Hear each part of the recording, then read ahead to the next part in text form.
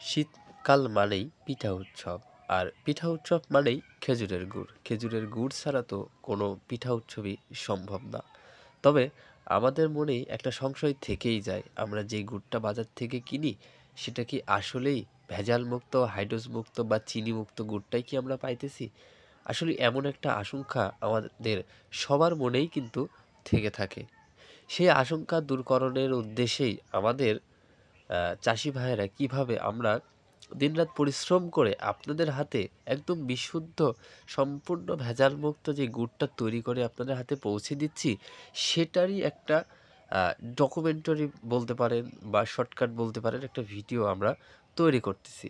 তো এই ভিডিওর মাধ্যমে আমরা আপনাদেরকে আজকে দেখানোর চেষ্টা করব আমরা আসলে কিভাবে গুড়টা তৈরি করি এবং সেটা আপনার হাতে পৌঁছে দিই। তো গুড় তৈরির প্রত্যেকটা স্টেপগুলাই আমি একটু দেখানোর চেষ্টা করব আপনাদেরকে। তো ধৈর্য ধারণ করে দেখতে থাকুন আমরা আসলে কিভাবে গুড়টা তৈরি করি। গাছ থেকে সংগ্রহ করে নিয়ে আসা কাঁচা রস আমরা প্রথমেই ড্রামে ছাঁকনির মাধ্যমে ছেঁকে ঢেলে নেব। এরপরেই আমরা সেই রসটিকে জাল দেওয়া শুরু করব। তো জাল একটা পর্যায়ে দিতে সাদা একটা ফেনা আকৃতির ধারণ আকার করে। তো ওই ফেনাটা তুলে ফেলে দেওয়ার পরে তারপরে রসটা হালকা করে লাল বর্ণে আপনারা দেখতে পাচ্ছেন আসা শুরু করে দিয়েছে।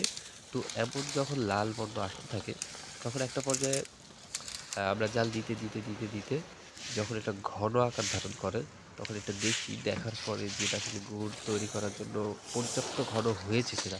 যখন দেখা যায় যে হ্যাঁ, পর্যাপ্ত ঘন হয়ে গেছে, তখন সেটা আমরা জাল দেওয়া বন্ধ করে দিই এবং বেশ কিছুক্ষণ এটাকে এইভাবে নাড়তে থাকি।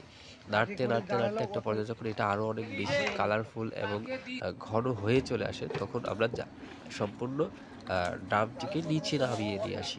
নিচে নামিয়ে নিয়ে আসার পরে মূল কাজটা থাকে আ বীজ তৈরি করা।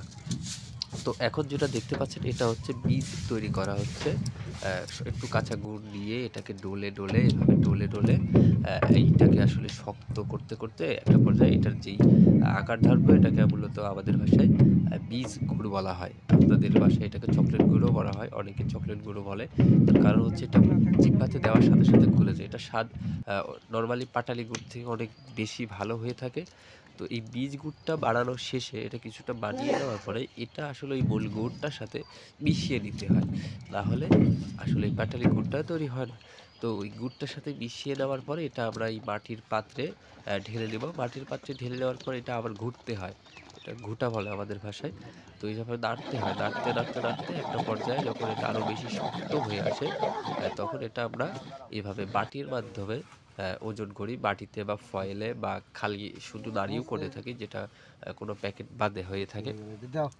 তো এরকম বিভিন্ন আকৃতির বিভিন্ন ওজনে আমরা বাজারজাতকরণের জন্য প্যাকেট করে থাকি। তো এই ছিল আজকের ভিডিও। এতক্ষণ সাথে থেকে ভিডিওটি দেখার জন্য আপনাদেরকে অসংখ্য ধন্যবাদ। এবং আমাদের থেকে গুড় অর্ডার করতে চাইলে স্ক্রিনে দেওয়া নাম্বারে যোগাযোগ করলে আমরা সারা বাংলাদেশ কুরিয়ারের মাধ্যমে গুড় হোম ডেলিভারি বা কুরিয়ারে দুটোতেই দেওয়া হয়। তো যারা হোম ডেলিভারি দিতে চান তারাও পারবেন এবং যারা কুরিয়ারে দিতে চান তারাও যোগাযোগ করবেন। আরও বিস্তারিত যদি জানতে চান, হোয়াটসঅ্যাপে নক করবেন। ইনশাল্লাহ আমরা আপনাদের সাথে যোগাযোগ করব।